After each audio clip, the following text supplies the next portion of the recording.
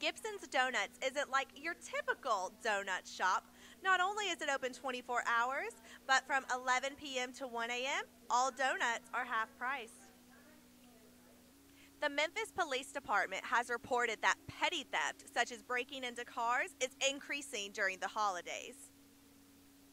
So make sure to store smaller valuables like this iPod adapter in your glove compartment where people can't see them. And store larger items like this purse in the trunk. Why are these men dressed in gold on the side of the street? It's all because of a rising trend to sell back unwanted gold to make a pretty penny. The Haunted Web of Horrors in Cordova is known for being the scariest attraction in the Mid-South, but they're also known for supporting youth villages and using volunteers. Youth Villages is a nonprofit that specializes in helping emotionally and behaviorally troubled children live successfully.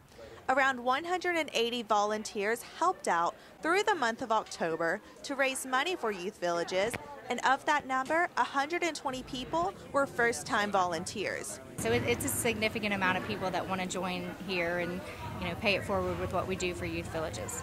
Volunteers can be used to act in the haunted house, be security, sell tickets, or to do makeup.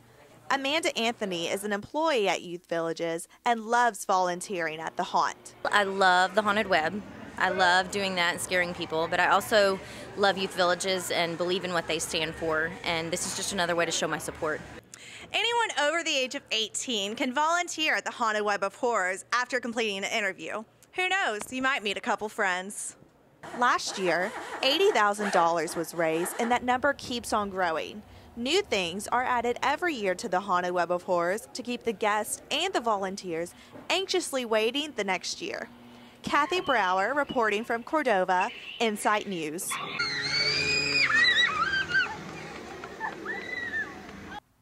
The Bartlett mayor and aldermen passed a permit to allow Cedar Hall, located at 3712 Broadway, to become a bed and breakfast that doubles as a wedding venue. Markham Bledsoe lives directly across from Cedar Hall and has a daughter that frequently plays outside. Bledsoe and his wife spoke at the meeting opposing the bed and breakfast, but later changed their mind after hearing that traffic and noise will not be an issue. Well, now that they've explained a few things, and especially if they can get the egress to go out onto Highway 70, that would solve, I guess, the majority of my issues, especially the safety of my daughter there. The new owner of Cedar Hall, who also owns Heartwood Hall, located in Rossville, Tennessee, does not plan on changing the house in itself, but she will add features to make Cedar Hall a suitable wedding venue. We'll add a formal garden that will be for wedding ceremonies, and then we will add a barn. I call it a barn, and yet we have one at Heartwood Hall, and if you've ever seen the Heartwood Hall barn, we call it a barn, and yet it's very elegant. Sutoff brought a traffic engineer to the meeting to show that traffic will not be affected during the peak hours and that no music will be played outside after 8 p.m.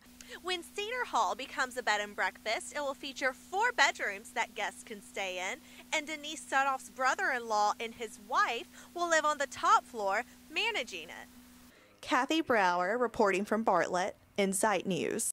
Enrollment has dropped at the University of Memphis for the first time since 2008.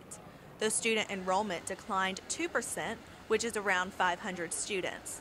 I got the chance to talk with Vice Provost of Enrollment Services, Betty Huff, about the sudden decrease. We have looked at the data across a 3 to 5 year period, and the decrease this year looks fairly significant, but if you look at it across time, we had a very large bump last year. Huff believes that there are many factors that influence students not going to college, including tuition and not having good enough grades. Well, with me going to Memphis from a border county, I still get in-state tuition, but if tuition keeps going up, we'll just have to see. We will spend some time taking a look at the high school graduation rate.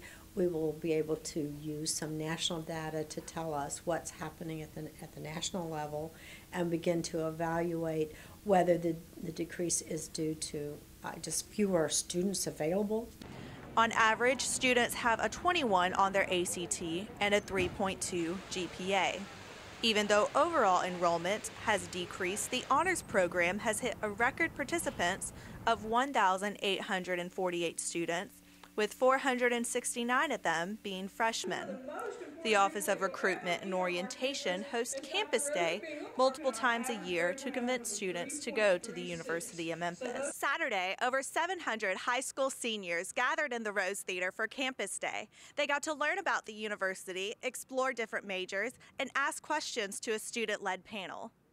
High school students can sign up online for the next Campus Day on November 3rd. Kathy Brower, University District, Insight News.